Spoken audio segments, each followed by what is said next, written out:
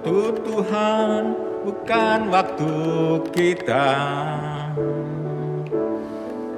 Jangan sesali keadaannya. Untuk semua ada waktu Tuhan. Tetap setia mengandalkannya. Segala yang terjadi di hidupku, janji Tuhan menghidupiku selalu. Ku yakin percaya ada waktunya Tuhan. Semua kan indah pada waktunya. Segala yang terjadi di hidupku, janji Tuhan menghidupiku selalu.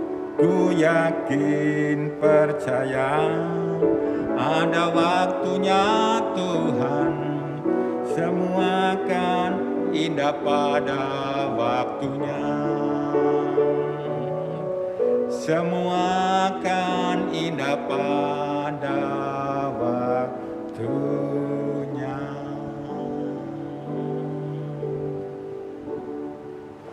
Haleluya, saudara-saudara.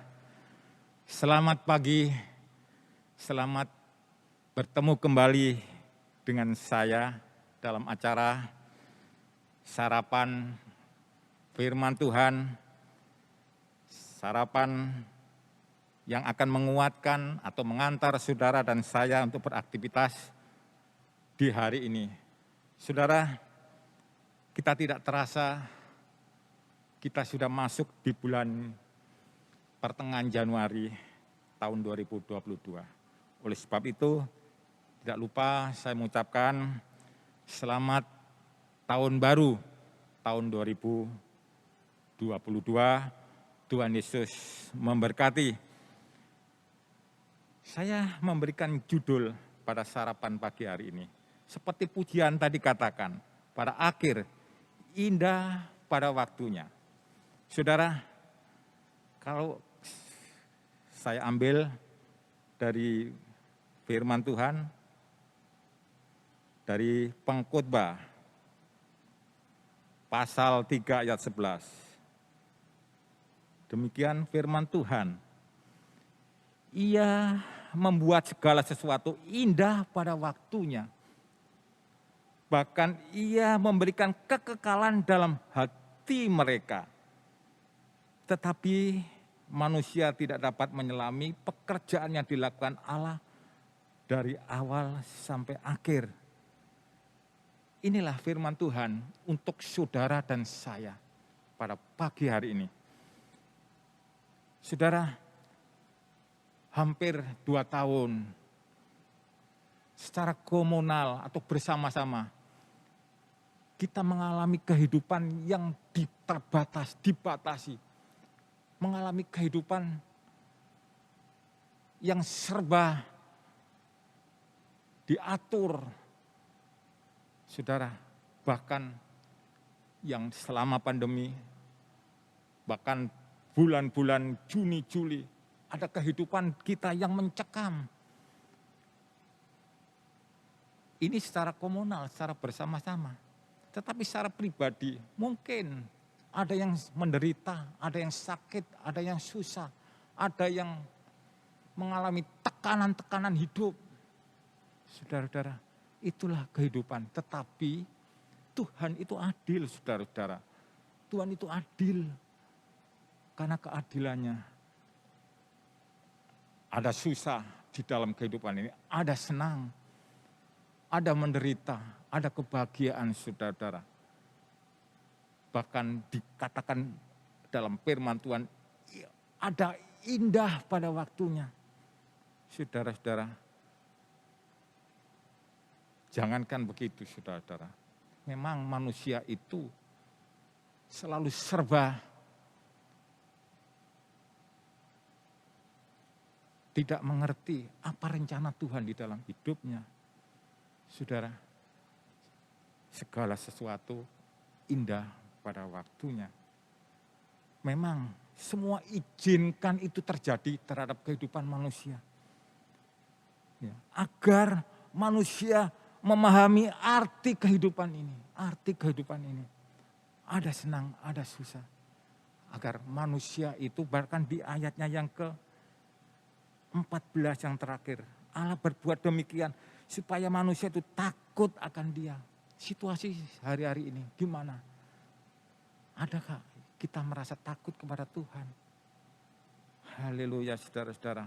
Itu jawaban ada dalam saudara dan saya dalam kehidupan ini. Jangan seperti istri Ayub saudara-saudara. Begitu Ayub mengalami penderitaan, marah disuruh mengutuki Allah. Kita coba baca di Ayub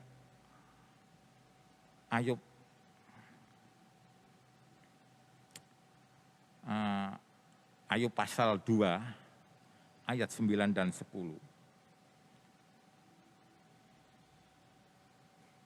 Ayub pasal 2 ayat 9 dan 10.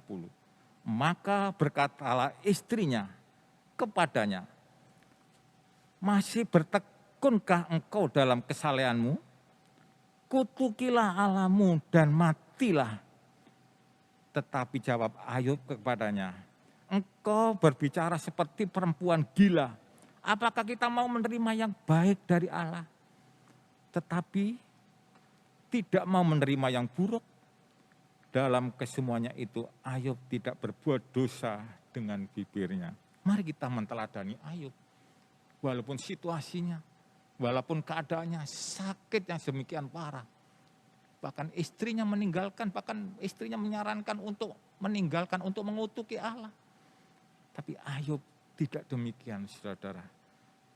Memang di dalam kehidupan kita itu terkadang kita mengalami cobaan, mengalami penderitaan. Tetapi Tuhan kita itu memberikan pencobaan yang tidak melebihi kekuatan kita. Coba kita lihat di dalam 1 Korintus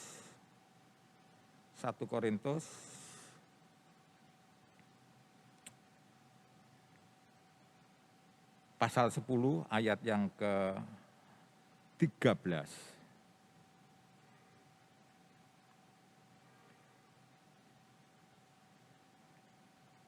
Pencobaan-pencobaan yang kamu alami ialah pencobaan-pencobaan biasa yang tidak melebihi kekuatan manusia. Sebab Allah setia dan karena itu Ia tidak akan membiarkan kamu dicobai melebihi kekuatanmu. Pada waktu kamu dicobai, Ia akan memberikan kepadamu jalan keluar, sehingga kamu dapat menanggungnya. Saudara-saudara, inilah janji Tuhan untuk saudara dan saya. Memang, kadang-kadang kita sebagai manusia secara komunal, kita mengalami penderitaan bersama-sama, tekanan. Tapi suatu saat, kita akan mengalami indah pada waktunya. Kita katakan, normal kembali, normal baru, kehidupan yang baru. Inilah janji Tuhan untuk saudara dan saya. Kuncinya adalah kita harus tetap bersandar kepada Tuhan, mengharapkan Tuhan Yesus untuk menjamah saudara dan saya. Saudara dan saya itu adalah ciptaan Tuhan, bergantung kepada Tuhan. Kepada siapa? Kita harus berharap. Situasi apapun, saudara-saudara. Tahun lalu, tahun 2021, mungkin kita mengalami tekanan-tekanan yang tidak kita mampu untuk menghadapinya. Tetapi Tuhan katakan tadi, tidak melebihi kekuatan kita. Saya percaya di tahun ini, tahun 2022, mulai awal saya memberikan firman Tuhan pada saudara untuk menguatkan selama pengiringan saudara di tahun 2022. Teruslah kita bersandar berharap kepada Yesus, jangan yang lain. Memang banyak di dalam dunia itu pilihan-pilihan. Ini yang menjadikan iman kita lemah. Kalau secara komunal, kita adalah gereja-gereja Tuhan yang harus terus bertumbuh sampai kapanpun. Saudara, karena saya percaya apapun yang terjadi, semua adalah seizin dan sepengetahuan Tuhan. Seizin dan sepengetahuan Tuhan.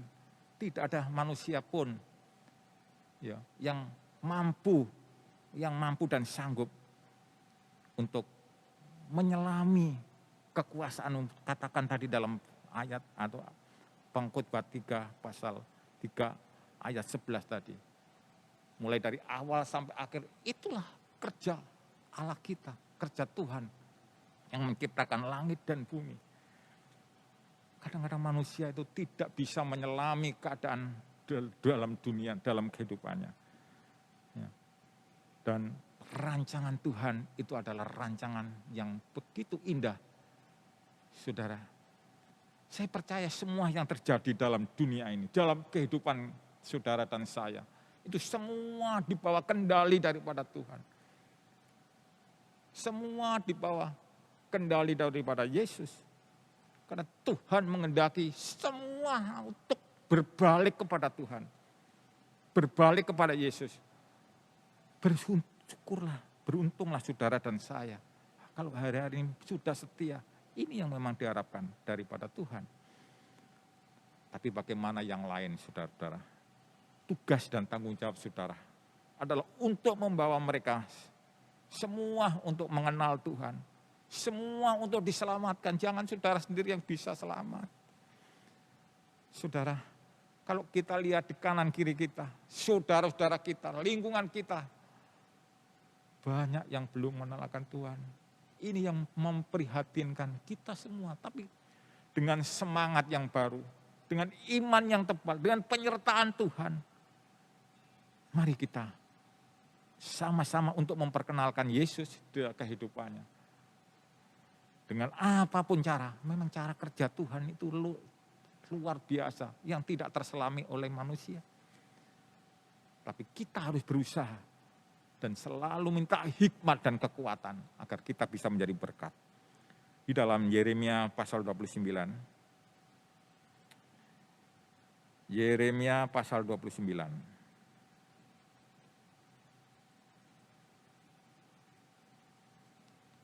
Ayatnya yang ke-11, ini sudah ayat hafalan bagi saudara dan saya. Yeremia pasal 29 ayat 11. Sebab aku ini mengetahui rancangan-rancangan apa yang ada padaku mengenai kamu.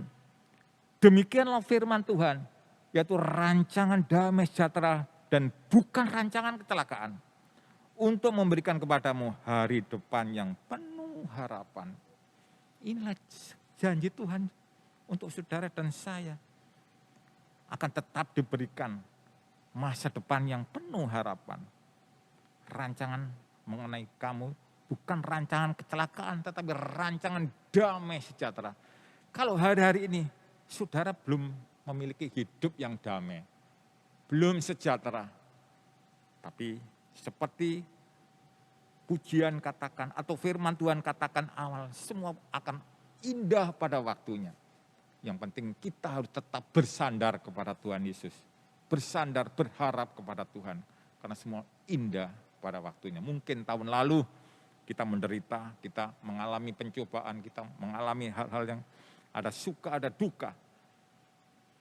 Kita mengalami kedukaan dan tahun ini saya percaya kita akan mengalami kesukaan dan berkat-berkat yang melimpah. Saya kira itu yang firman Tuhan yang bisa saudara dan saya renungkan untuk mengawali di tahun 2022 ini. Karena memang kita perlu kekuatan baru, yaitu Roh Kudus. Yaitu dengan ditunjang oleh firman Tuhan. Dan kekuatan daripada tangan Yesus, kasih Yesus, kuasa darahnya dan pengorbanannya akan membawa saudara dan saya hari demi hari menuju kesempurnaan. Terima kasih. Tuhan Yesus memberkati.